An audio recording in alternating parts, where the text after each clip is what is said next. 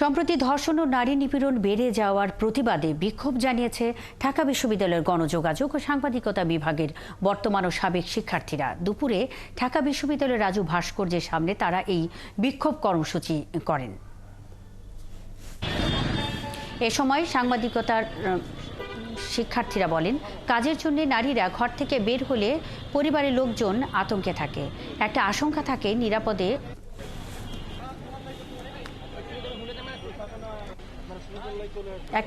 থাকে নিরাপদে বাড়ি ফিরতে পাবে কিনা এ বিষয়ে। এমনকি সামাজিক মাধ্যমেও নারীরা প্রতিনিয়ত বুলিংয়ের শিকার হচ্ছেন। শিক্ষার্থীরা বলেন, শিশু ছেলেরাও ধর্ষকদের হাত থেকে রেহাই পাচ্ছে না। এমন পরিস্থিতির উত্তরণ চায় তারা। আরও বলেন, দেশের আইনশৃঙ্খলা পরিস্থিতি, মব জাস্টিসের মতো ঘটনাও সরকারি নিয়ন্ত্রণে আনা উচিত এবং এ বিষয়ে জোর দিয়ে কাজ করার তাগিদ দেন সাংবাদিকতার শিক্ষার্থীরা।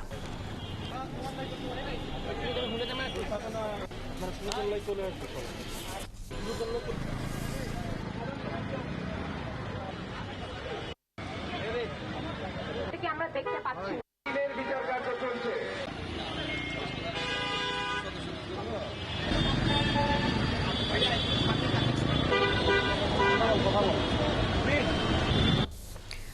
দর্শক, জাতিসংঘ মহাসচিবের বাংলাদেশ সফর নিয়ে এই মুহূর্তে পররাষ্ট্র মন্ত্রণালয়ে ব্রিফিং চলছে। আমরা সরাসরি সেখানে চলে যাচ্ছি। মাননীয় উপদেষ্টা এবং রোহিঙ্গা সমস্যা ও অগ্রাধিকার প্রাপ্ত বিষয়াবলী সংক্রান্ত প্রধান উপদেষ্টার হাই রিপ্রেজেন্টেটিভের সাথেও সাক্ষাৎ করেন। এই সাক্ষাৎ সময়ে তিনি চলমান রোহিঙ্গা সংকট এবং ইউরোপীয় ইউনিয়ন বাংলাদেশ সম্পর্কের গুরুত্বপূর্ণ নানা দিক নিয়ে আলোচনা করেন। সফরের অংশ হিসাবে ইউরোপীয় কমিশনার গত 1 থেকে 2 মার্চ 2025 তারিখে কক্সবাজারের রোহিঙ্গা ক্যাম্প পরিদর্শন করেন। তিনি সেখানে শরণার্থী ত্রাণ ও প্রত্যাবাসন কমিশনার সহ স্থানীয় জনগণের সাথে মত বিনিময় করেন। জাতিসংঘের শরণার্থী বিষয়ক high commissioner Filippo Grandi Bangladesh সফর করেছেন সম্প্রতি। জাতিসংঘ মহাসচিবের মিয়ানমার বিষয়ক বিশেষ দূত মিস জুলি বিশপ গত 22 থেকে 25 ফেব্রুয়ারি 2025 বাংলাদেশ সফর করেন। সফরকালে তিনি মাননীয় প্রধান উপদেষ্টা, মাননীয় পররাষ্ট্র বিষয়ক উপদেষ্টা, মাননীয় দুর্যোগ ব্যবস্থাপনা ত্রাণ মন্ত্রণালয়ের উপদেষ্টা এবং রোহিঙ্গা সমস্যা অগ্রাধিকার প্রাপ্ত বিষয়াবলী সংক্রান্ত প্রধান উপদেষ্টা মাননীয় হাই রিপ্রেজেন্টেটিভের সাথে সাক্ষাৎ করেন এবং কক্সবাজারে রোহিঙ্গা ক্যাম্প পরিদর্শন করেন। এই বছরের শেষের দিকে আয়োজিতব্য রোহিঙ্গা সংকট বিষয়ক আন্তর্জাতিক সম্মেলনে মিস বিশপ একটি গুরুত্বপূর্ণ ভূমিকা পালন করবেন বলে প্রধান উপদেষ্টা তার আশাবাদ ব্যক্ত করেন। এ সময় মিস বিশপ বাংলাদেশ সরকারকে অবহিত করেন যে জাতিসংঘের মহাসচিব মার্চের মাঝামাঝি সময় বাংলাদেশ সফর করবেন, যেটা আজকে থেকে শুরু হচ্ছে। জাতিসংঘের শরণার্থী বিষয়ক হাই কমিশনার জনাব ফিলিপো গ্র্যান্ডির নেতৃত্বে ইউএনএইচসিআর এর একটি প্রতিনিধি দল 26 ফেব্রুয়ারি থেকে 2 মার্চ 2025 পর্যন্ত বাংলাদেশ সফর করেছে। সফরকালে তিনি মাননীয় প্রধান উপদেষ্টা, মাননীয় পররাষ্ট্র বিষয়ক উপদেষ্টা, মাননীয় দুর্যোগ ব্যবস্থাপনা ও ত্রাণ মন্ত্রণালয় বিষয়ক উপদেষ্টা, মাননীয় স্বরাষ্ট্র বিষয়ক উপদেষ্টা এবং রোহিঙ্গা সমস্যা ও অগ্রাধিকার প্রাপ্ত বিষয়াবলী সংক্রান্ত প্রধান উপদেষ্টার মাননীয় হাই রিপ্রেজেন্টেটিভের সাথে বৈঠক করেন এবং কক্সবাজারে রোহিঙ্গা ক্যাম্প পরিদর্শন করেন। জনাব ফিলিপো গ্র্যান্ডির সফরে রোহিঙ্গা সংকট বিষয়ক চ্যালেঞ্জসমূহ এবং এর সমাধানে বাংলাদেশের সাথে জাতিসংঘের সহযোগিতার বিষয়ে আলোচনা হয়। এ সময় মার্কিন পররাষ্ট্র নীতির নতুন দিক নির্দেশনা নিয়ে অনিশ্চয়তার প্রেক্ষিতে বলপূর্বক বাস্তুচ্যুত মিয়ানমার নাগরিকদের মানবিক সহায়তার প্রসঙ্গটি উঠে আসে। বিশ্বের অনেক স্থানে ইউএনএইচসিআর তাদের কার্যক্রম সীমিত করতে বাধ্য হয়েছে, যা নিয়ে শরণার্থী বিষয়ক হাইকমিশনার উদ্বেগ প্রকাশ করেন যে বর্ণিত বাস্তবতায় আন্তর্জাতিক সহায়তার পরিমাণ ক্রমশ সীমিত হয়ে আসতে পারে। বাংলাদেশ সরকারের পক্ষ থেকে আশা প্রকাশ করা হয় যে এই বছরের শেষের দিকে আয়োজিতব্য রোহিঙ্গা সংকট বিষয়ক আন্তর্জাতিক সম্মেলনে সংকট নিরসনে কার্যকরী সমাধান আবিষ্কার করা এবং একই সাথে রোহিঙ্গা জনগোষ্ঠীর সহায়তায় নতুন দাতাদের একত্রিত করা সম্ভবপর হবে। আপনারা জানেন যে গত 17 থেকে 20 ফেব্রুয়ারি ভারতের নয়াদিল্লিতে বিজিবি বিএসএফ মহাপরিচালক পর্যায়ে বৈঠক অনুষ্ঠিত হয়েছে। এই বৈঠকে বাংলাদেশের নাগরিকদের সীমান্ত হত্যার ঘটনা শূন্যের কোঠায় নামিয়ে আনার জন্য প্রয়োজনীয় ব্যবস্থা গ্রহণ করতে বিএসএফ মহাপরিচালকের প্রতি জোর আহ্বান জানানো হয়।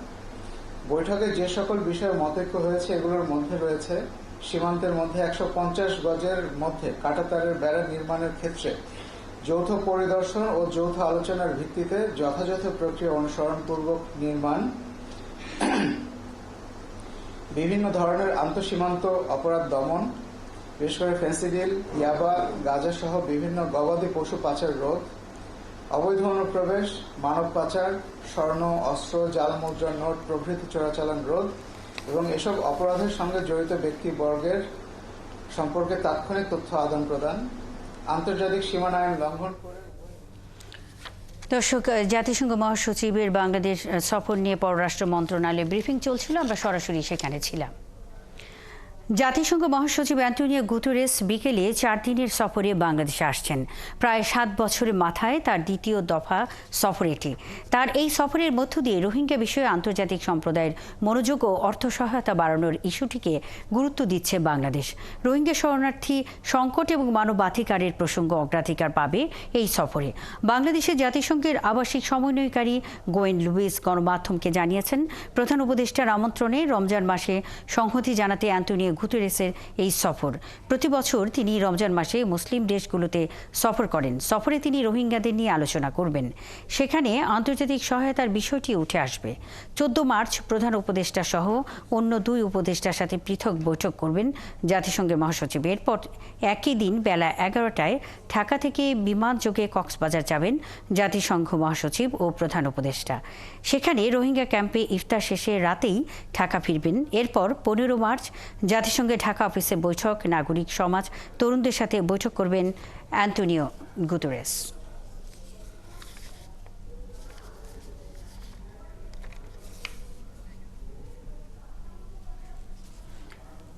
জাতিসংঘ মহাসচিব অ্যান্টোনিও গুতেরেসের বাংলাদেশ সফর নিয়ে নতুন করে আশান্বিত হয়েছে রোহিঙ্গারা। তারা মনে করছেন যত বাধাই থাক এবার তাদের দেশে ফেরার ব্যবস্থা হবে। এদিকে কক্সবাজারের বাসিন্দা এবং রাজনৈতিক দলের নেতারাও গুতেরেস এবং প্রধান উপদেষ্টা ডক্টর ইউনূসের কাছে দাবি তুলেছেন রোহিঙ্গা প্রত্যাবাসনের। কক্সবাজার থেকে কামরুল ইসলাম মিন্টু জানাচ্ছেন বিস্তারিত। হাজার কয়েক উগ্রবাদী ছাড়া নিজ দেশে ফেরত যাওয়ার পক্ষে উখিয়া টেকনাফে আশ্রিত রোহিঙ্গারা। কারণ সেখানে তাদের জন্ম, ছেলেবেলা থেকে শুরু করে জীবনের অনেক স্মৃতি, সহায় সম্বল সব জমিয়ে রাখা। কিন্তু এখন জান্তা সরকারও রোহিঙ্গাদের আবাস আরাকান থেকে বিতাড়িত।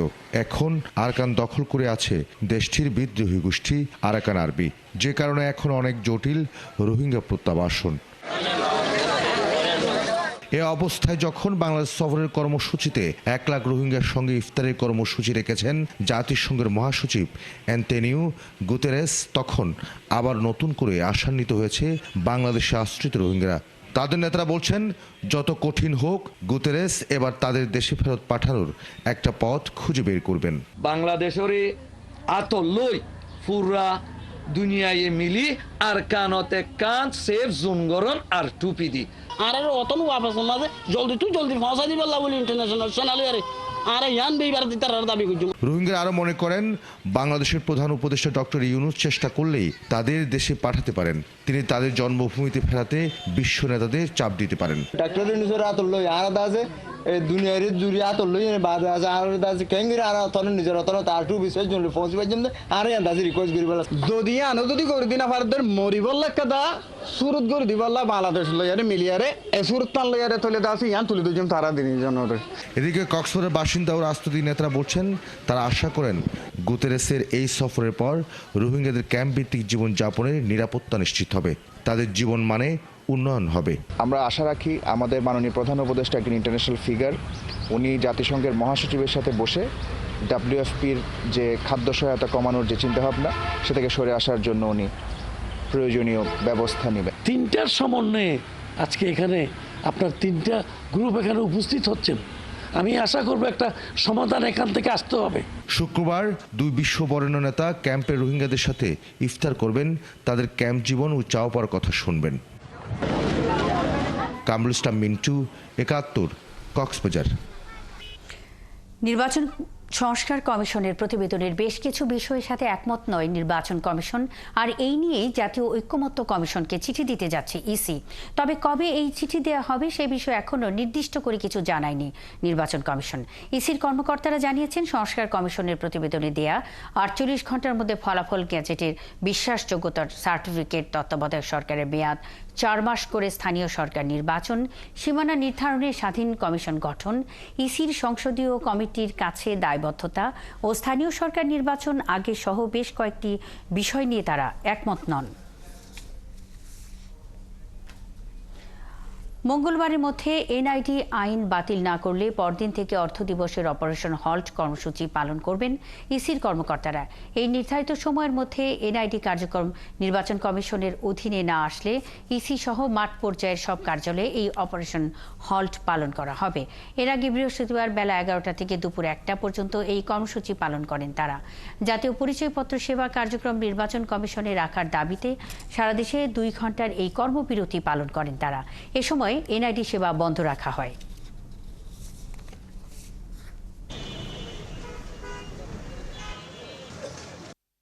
আমাদের এই প্রতিষ্ঠিত এই এনআইডিকে বিভিন্ন প্রতিষ্ঠান টানা হেঁচড়া করছে, এটা আমরা মেনে নিতে পারি না। ভোটার তালিকার সাথে একটি ক্লজ অন্তর্ভুক্ত করে যাতে একেবারেই স্থায়ীভাবে নির্বাচন কমিশনের অধীনে এই এনআইডিটাকে দেওয়া হয়।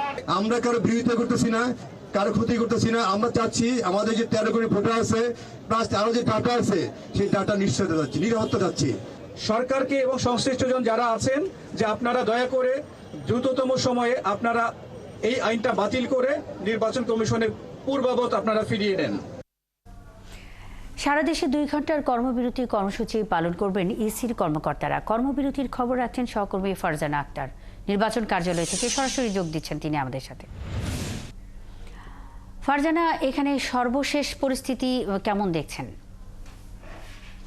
মুন্নি, আমি যদি সর্বশেষ খবর দিতে চাই, যেটি আসলে গুরুত্বপূর্ণ খবরই বলা যায়, সেটি হচ্ছে যে জাতীয় ঐকমত্য কমিশনকে নির্বাচন কমিশন চিঠি দিতে যাচ্ছে। যদিও সেটি চূড়ান্ত হয়নি, তবে সেই খসড়া 71 টেলিভিশনের হাতে এসে পৌঁছেছে এবং আমরা সেখানে দেখেছি যে বেশ কয়েকটি বিষয় আছে যেগুলো হচ্ছে 48 ঘন্টার মধ্যে ফলাফল ঘোষণা, 48 ঘন্টার মধ্যে আবারও যে গ্যাজেটের পর বিশ্বাসযোগ্যতার যে সার্টিফিকেটের একটি বিষয় ছিল নির্বাচন সংস্কার কমিশনের সুপারিশে, সেটি তারপর তত্ত্বাবধায়ক সরকারের মেয়াদ 4 মাস করে যে স্থানীয় সরকার নির্বাচন করা, সেটি আসলে ইসি থেকে এমনটি বলা হচ্ছে যে 4 মাসের মধ্যে আসলে স্থানীয় সরকার নির্বাচন সম্ভব নয়। তারপর সীমানা নির্ধারণে যে স্বাধীন কমিশন গঠনের সুপারিশ করেছিল নির্বাচন সংস্কার কমিশন, সেটির সাথেও ইসি একমত নয় এবং যে ইসির যে সংসদীয় কমিটির কাছে দায়বদ্ধতার আরেকটি সুপারিশ ছিল, সেটির সঙ্গেও ইসি একমত পোষণ করছে না।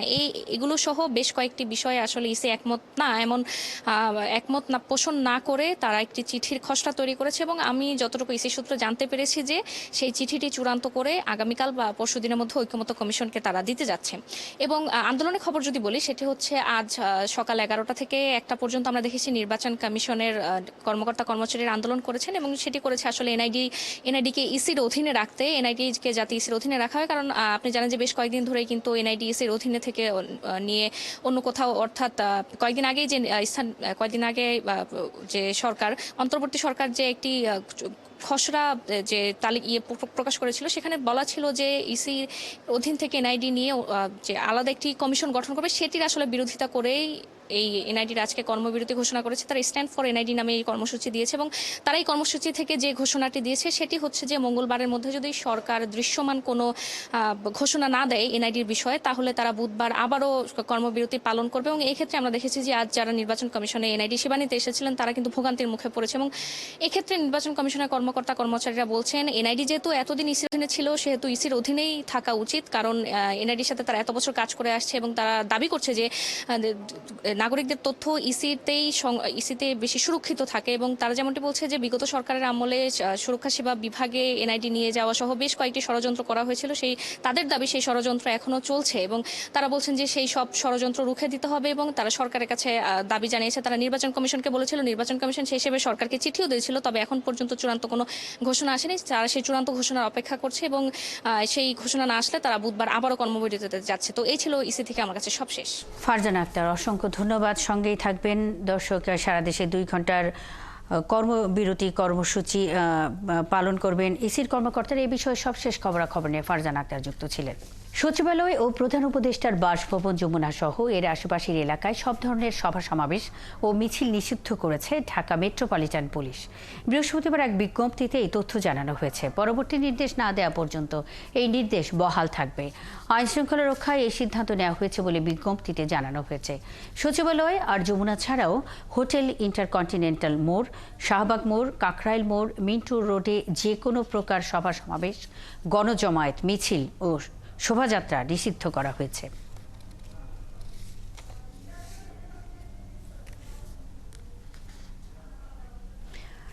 সরকারি প্রাথমিক বিদ্যালয়ের 30,000 প্রধান শিক্ষক দ্বিতীয় শ্রেণীর গেজেটেড কর্মকর্তার মর্যাদা পাবেন বলে রায় দিয়েছেন আপিল বিভাগ।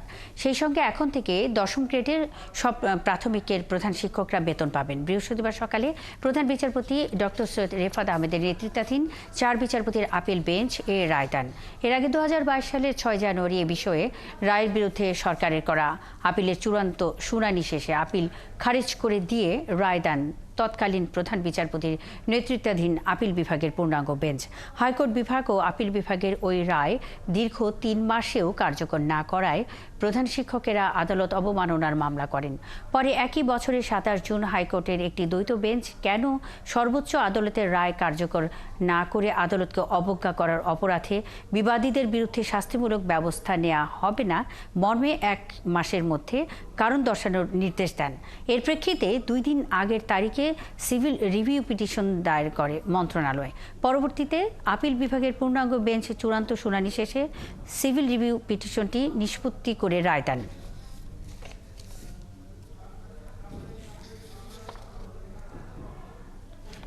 পিলখানা হত্যাকাণ্ডের ঘটনায় 300 বিডিআর সদস্যদের জামিন আবেদনের আদেশ দেওয়া হবে দুপুরে। সকাল থেকেই আদালতের রায় শুনতে কেরানীগঞ্জে ঢাকা কেন্দ্রীয় কারাগারের সামনে অবস্থান করছেন জামিন না পাওয়া 3 শতাধিক সাবেক বিডিআর সদস্যের স্বজনরা। গত 10 ফেব্রুয়ারি কেরানীগঞ্জ কেন্দ্রীয় কারাগারে স্থাপিত বিশেষ আদালতে বিস্ফোরক আইনের মামলায় তৎকালীন বিডিআরের 300 সদস্যদের করা জামিন আবেদনের উপর শুনানি হয়। এর আগে গত 23 জানুয়ারি দীর্ঘ 16 বছর পর বিস্ফোরক আইনে জামিন পান 168 বিডিআর সদস্য। পিলখানা হত্যাকাণ্ডের মামলায় 834 জন আসামির মধ্যে এখন পর্যন্ত জামিন পেয়েছেন প্রায় 250 জন। এই মামলায় 1344 জন আসামির মধ্যে এ পর্যন্ত 285 জনের সাক্ষ্য গ্রহণ সম্পন্ন হয়েছে। 2009 সালের 25 ও 26 ফেব্রুয়ারি ঢাকার পিলখানায় সীমান্তরক্ষী বাহিনীর সদর দফতরে বিদ্রোহের ঘটনায় 57 সেনা কর্মকর্তা সহ 74 জন নিহত হন। ওই ঘটনায় হত্যা ও বিস্ফোরক আইনে 2টি মামলা হয়।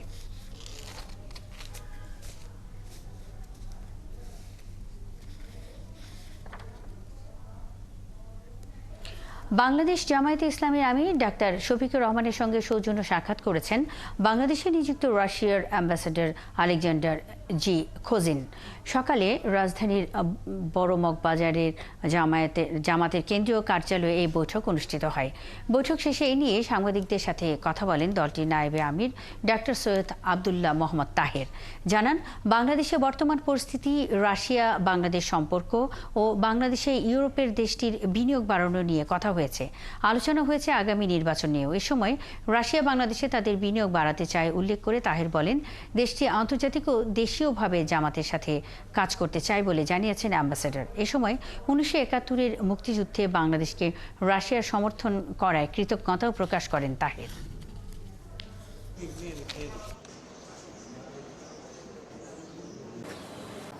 আমরা দুটি বিষয়ে একমত হয়েছি যে বাংলাদেশে তাদের ইনভেস্টমেন্ট আরও বাড়বে, সাপোর্ট থাকবে। আপনারা জানেন যে 71 সালে রাশিয়া বাংলাদেশের স্বাধীনতার পক্ষে ভূমিকা পালন করেছে। আমরা সেই জন্য কৃতজ্ঞতা জানিয়েছি এবং তারা বাংলাদেশ জামাত ইসলামীর সাথেও এখানে একটা রেগুলার এঙ্গেজমেন্ট থাকতে চায়, এঙ্গেজমেন্ট চায় এবং আমরাও বলেছি যে হ্যাঁ, আমরা রাশিয়ার সাথে আমাদের এঙ্গেজমেন্ট থাকবে। শিল্প খাতে অস্থিরতা সহ আইন শৃঙ্খলা পরিস্থিতির অবনতির জন্য একটি স্বার্থান্বেষী মহল জড়িত, তাদের প্রতিহতে কাজ করছে পুলিশ বলে জানিয়েছেন পুলিশ মহাপরিদর্শক বাহরুল আলম। সকালে গাজীপুর শিল্পাঞ্চল 2-এর পুলিশ সুপার কার্যালয়ে আয়োজিত এক সংবাদ সম্মেলনে একথা বলেন তিনি। এ সময় তিনি নিজেদের কর্মস্থল পোশাক কারখানায় ভাঙচুর চালিয়ে কোনো ধরনের ক্ষতি না করার জন্য শ্রমিকদের প্রতি আহ্বান জানান। তিনি বলেন, ভাঙচুর আর ধ্বংস করা হলে আইনগত ব্যবস্থা নেওয়া হবে। এর আগে শিল্প পুলিশ সদস্যদের অংশগ্রহণে এক কল্যাণ সভায় অংশ নেন তিনি। সভায় আইজিপি বলেন, সরকারি কর্মকর্তা হিসেবে পুলিশের কোনো রাজনৈতিক আনুগত্য নেই। কিছু লোকের উচ্চাভিলাষ, অন্ধ ও অন্যায় আনুগত্যের জন্য পুলিশকে মরতে হয়েছে। আলাদা করে দিই, মানে যারা এই কাজগুলো করেন, মানে আইনের প্রতি তারা শ্রদ্ধাশীল নন বলেই তো করেন, অথবা উত্তেজনা মুহূর্তে করেন, অথবা আবেগ তাড়িত। অনেকেই চেষ্টা করবেন যে এখানে যেন অস্থিরতা তৈরি হয়, যেন এখানে বলা যায় যে এই প্রশাসন ব্যর্থ হচ্ছে। এরকম তো অনেকেই আছেন, এটা যাদের স্বার্থে লাগছে। তো এটা খুব স্বাভাবিক। আমরা নিশ্চিতভাবে জানি না যে কেউ আছেন অথবা কে আছেন, তবে এটা একটা খুবই সাধারণভাবে কমন সেন্স এটা, যে এরকম একটা সংক্ষুব্ধ পক্ষ আছে এবং আমাদের মনে হয় যে এরকম কেউ নিশ্চয়ই রয়ে গেছেন এবং তারা এখনো ক্রিয়াশীল আছেন। আদালতের রায়ে স্বস্তি জানিয়ে চলমান কর্মবিরতি প্রত্যাহার করেছে চিকিৎসকদের 25টি সংগঠন। তবে একটি সংগঠন এখনও এই কর্মসূচি চালিয়ে যাবার ঘোষণা দিয়েছে। কর্মবিরতি প্রত্যাহার হওয়ায় বহির্বিভাগে চিকিৎসা দেওয়া শুরু হয়েছে। এর আগে এই কর্মসূচির কারণে রোগীদের সেবা দেওয়া বন্ধ ছিল। এতে ভোগান্তিতে পড়তে হয় তাদের। আবারও সেবা চালু হওয়ায় স্বস্তি জানিয়েছেন রোগী ও তাদের স্বজনরা। 5 দফা দাবিতে গেল কদিন ধরেই সারা দেশে কর্মবিরতি পালন করছিলেন চিকিৎসকরা। এসব দাবির মধ্যে অন্যতম MBBS অথবা BDS ডিগ্রি ছাড়া অন্য কেউ নামের আগে ডাক্তার পদবি ব্যবহার করতে পারবেন না। বুধবার এই বিষয়ে রায় দেয় হাইকোর্ট। এরপর 26টি সংগঠনের মধ্যে 25টি এই কর্মসূচি প্রত্যাহারের ঘোষণা দেয়। আন্দোলনের কারণে স্বাস্থ্যসেবা ব্যাহত হচ্ছে, এই পরিস্থিতি বিবেচনায় নিয়ে কর্মবিরতি প্রত্যাহার করেন তারা। তবে 48 ঘন্টার মধ্যে তাদের দাবিগুলোর অগ্রগতির বিষয়ে জানানোর আহ্বান জানিয়েছেন তারা। না হলে আরও কঠোর কর্মসূচিতে যাবার ঘোষণা দেন আন্দোলনকারীরা।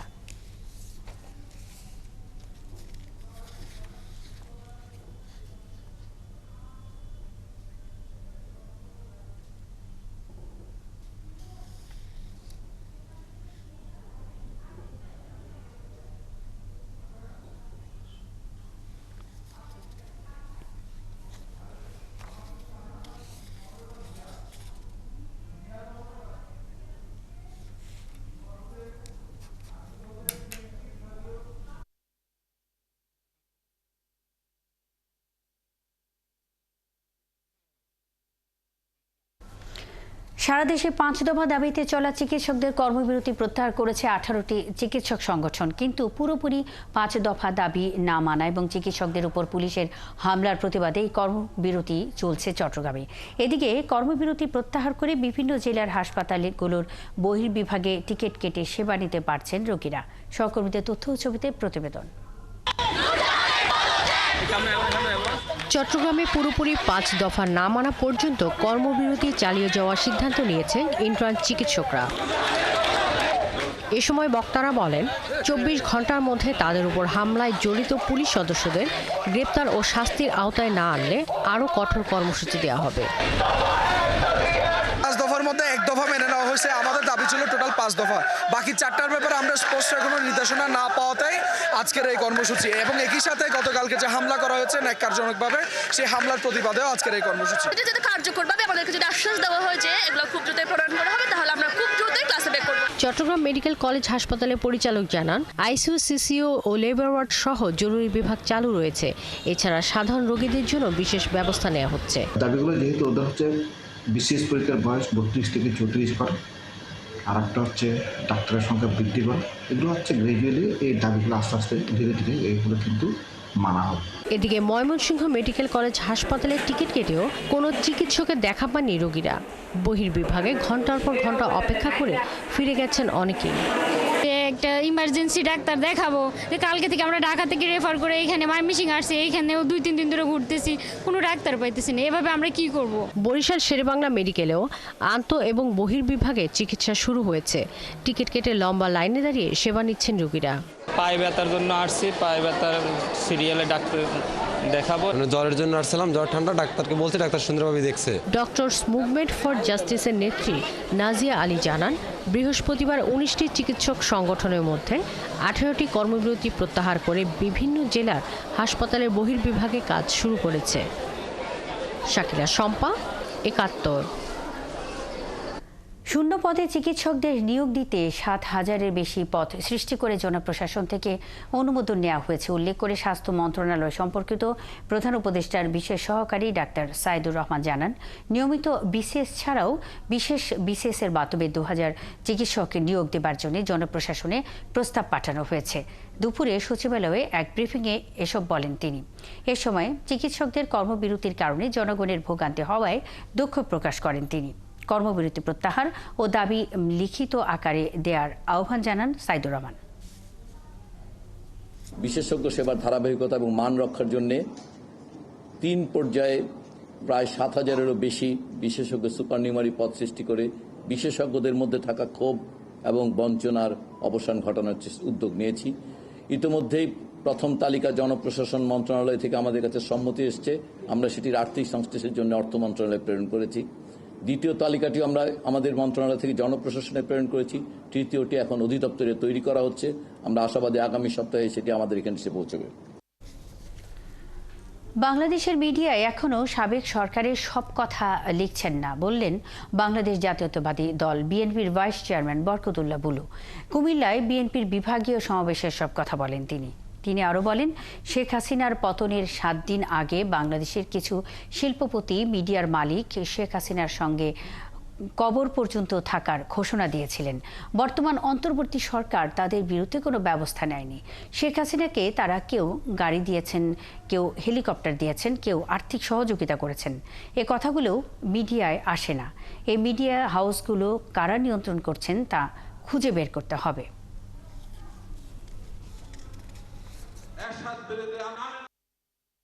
আমরা স্পষ্টভাবে বলতে চাই, যারা শেখ হাসিনার সাথে 7 দিন আগে কবরে যেতে চেয়েছে, তারা কত টাকা শেখ হাসিনাকে দিয়েছেন, কত টাকা এখন নতুন কিংস পার্টির জন্য দিচ্ছেন, কত টাকা বিএনপিকে রোধ করার জন্য, প্রতিরোধ করার জন্য খরচ করছেন।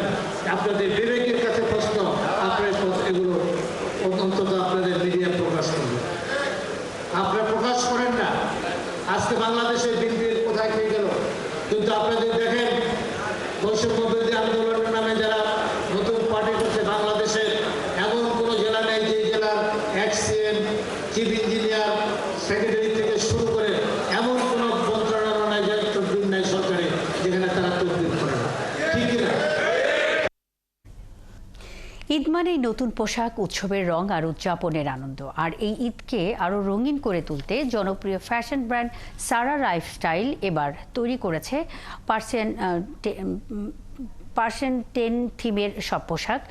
নারায়ণগঞ্জে সারার আউটলেটগুলোতে আরামদায়ক পার্টি ও ফেস্টিভ লুকের দারুণ সব পোশাক পেয়ে খুশি সব বয়সী মানুষ। হাবিবুর রহমানের তথ্য ও ছবিতে প্রতিবেদন। পারস্যের রাজকীয় নকশা ও আধুনিক ট্রেন্ডের সংমিশ্রণে তৈরি হয়েছে নতুন ডিজাইনের সব পোশাক। তরুণ তরুণী থেকে শিশু কিংবা বয়স্ক সবার জন্যই রয়েছে পার্টি ও ফেস্টিভ লুকের আরামদায়ক সব পোশাক। ফ্যাশন ব্র্যান্ড সারার নারায়ণগঞ্জ আউটলেটগুলোতে বেশ সাড়া ফেলেছে হাল ফ্যাশনের এসব পোশাক। এক ছাদের নিচে পরিবারের সবার পোশাক কিনতে পেরে খুশি ক্রেতারা। হিউজ কালেকশন আছে দেখলাম, তবে এখানে প্রাইসটা অন্যান্য আউটলেটের তুলনায় আমার কাছে একটু রিজনেবল মনে হয়েছে। খুবই ভালো লাগছে, এই জন্য আসছি, দেখি আমার জন্য একটা পাঞ্জাবি পছন্দ হয় কিনা। ডিজাইনগুলো অনেক সুন্দর, ডিজাইনগুলি নতুনত্ব আসছে আর কাপড়ের কোয়ালিটি অনেক ভালো লাগে। অন্যান্য জায়গায় যেমন গ্যাদারিং, এই গ্যাদারিং বুক করা লাগে না, এটুকু সুযোগ সুবিধা আছে এখানে। ডিসকাউন্ট 10% এমন ডিসকাউন্ট পাওয়া যায় মেম্বারশিপ থাকলে। সারার আউটলেট ম্যানেজার জানান, গুণগত মান ও ক্রেতাদের ক্রয় ক্ষমতার বিষয়টি প্রাধান্য দিয়ে সব ধরনের পোশাক তৈরি করা হয়েছে। ডিজাইন ও প্যাটার্নের ভিন্নতায় পোশাকের দামও রয়েছে ভিন্ন। সীমিত মূল্যে ভালো ধরনের পণ্য পারচেস করা যায়, বিভিন্ন ধরনের কালেকশন পাওয়া যায়, কিডস থেকে শুরু করে মেন্স, এছাড়া ওমেন্সের বিভিন্ন ধরনের 3 পিস ক্যাটাগরির প্রোডাক্ট পাওয়া যায়। এবারের ঈদে সারার পক্ষ থেকে রয়েছে বিশেষ অফার। ক্রেতারা 4,000 টাকার কেনাকাটা করে জিতে নিতে পারবেন প্রথম পুরস্কার হিসেবে রয়্যাল এনফিল্ড হোন্ডা, দ্বিতীয় পুরস্কার ডাবল ডোর ফ্রিজ ও তৃতীয় পুরস্কার ঢাকা টু কুয়ালালামপুরের একটি এয়ার টিকেট। শাকিলা শম্পা, ৭১।